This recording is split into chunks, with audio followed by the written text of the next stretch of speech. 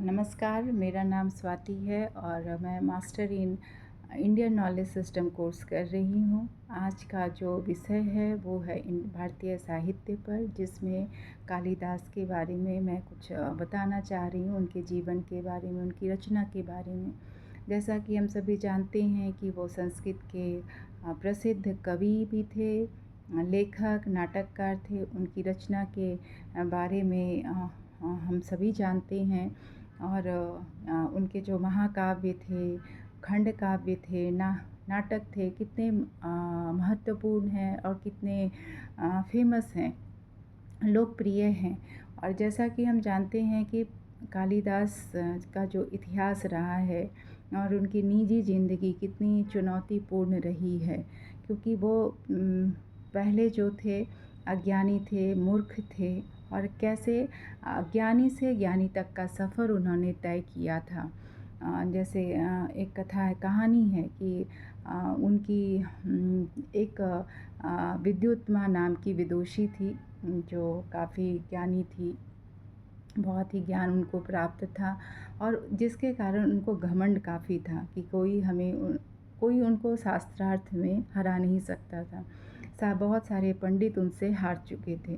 तो उन पंडितों ने यह ठान लिया था कि हम इनको किस तरह से इनका घमंड को हम चूर चूर कर दें। तो एक कथा के हिसाब से, जैसा कि हम लोग कहानियाँ सुनते आए हैं कि कालिदास जिस डाल पर बैठ कर के पेड़ पर बैठे थे, जिस डाल पे बैठे थे उसी डाल को वो टहनी को काट रहे थे। तो ऐसा वो जो पंडित लोग थे, उन लोगों ने देखा कि ये कितना बड़ा मूर्ख है, जिस टहनी पे बैठा है उसी टहनी को काट रहा है। तो उन लोगों को इस तरह से एक दिमाग में एक आइडिया आया कि हम इसी पंडित को, और चूँकि विद्युत्मा ने ऐसा कहा था कि जो मुझे शास्त्रार्थ में हरा देगा मैं उससे शादी करूँगी। तो उन्होंने इसे कि हम एक मूर्ख व्यक्ति से उसकी शादी करा देंगे। एक तरह से बदले की भावना थी उनके मन में। तो उन पंडित ने उनको नीचे उतारा और कहा कि हम तुम्हें एक जगह ले जाएंगे, लेकिन तुम वहाँ पे मौन रहना, और वो जो पूछेंगी तुम बस उसका मौन रह करके जवाब देना। तो इस तरह से शास्त्रार्थ हुआ। रानी विद्युत्मा ने जो प्रश्न किया उनका कालिदास ने जवाब दिया। तो इस तरह से उनको लगा कि ये बहुत बड़े पंडित हैं, और उनकी शादी हो गई। लेकिन जब शादी के बाद जब वो अपने घर आए तो बातों बातों में ही उन्हें पता ये चल गया कि कालिदास जो हैं वो बहुत ही बड़े मूर्ख हैं। तो उन्होंने एक तरह से डांट फटकार लगाई और उनको कहा कि आप घर से निकल जाओ। तभी कालिदास ने प्रण लिया कि अब मैं कुछ बन कर के ही आऊँगा, कुछ बहुत ज्ञान प्राप्त करके ही आऊँगा, और इसे अपने शास्त्रार्थ के द्वारा मैं इन्हें पराजय करूँगा। इस तरह से उन्होंने कालिदास का नाम जिस तरह से है कि काली की वो उपासना करते थे, काली के भक्त थे, इसलिए वो कालिदास कहलाए। और चूँकि काली जी के उपासक होने के कारण उनको इस तरह से उन्होंने अपने ज्ञान को भी अर्जित किया।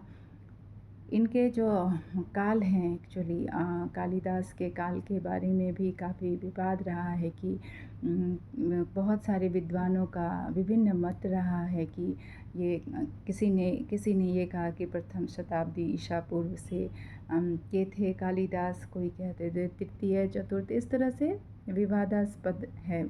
उनके जन्म स्थान के बारे में भी काफ़ी विवाद रहा। कुछ लोग कहते हैं कि मेघदूतम में उज्जैन के प्रति उनका विशेष प्रेम को देखते हुए कुछ विद्वान कहते हैं कि वो उज्जैन के निवासी थे। कुछ साहित्यकारों ने इस तरह से सिद्ध किया कि कालिदास का जन्म उत्तराखंड के रुद्रप्रयाग जिले के कविष्ठा गांव में हुआ था। प्रारंभिक शिक्षा उन्होंने वहीं ग्रहण की थी। कुछ लोगों का ये कहना है कि कालिदास का जो प्रवास का साक्ष्य जो मिला है वो बिहार के मधुबनी जिले के उज्जैठ में मिला है। और चूँकि विद्योत्तमा जो कालिदास की पत्नी थी, उनको शास्त्रार्थ में पराजय करने के बाद कालिदास वहीं रुके और वहीं पर उन्होंने भगवती से ज्ञान का उन्हें वरदान मिला और वहाँ वह महाज्ञानी बने। तो कालिदास अपनी जो रचनाएँ थीं, उनमें अलंकार युक्त सरल और मधुर भाषा का वो इस्तेमाल करते थे।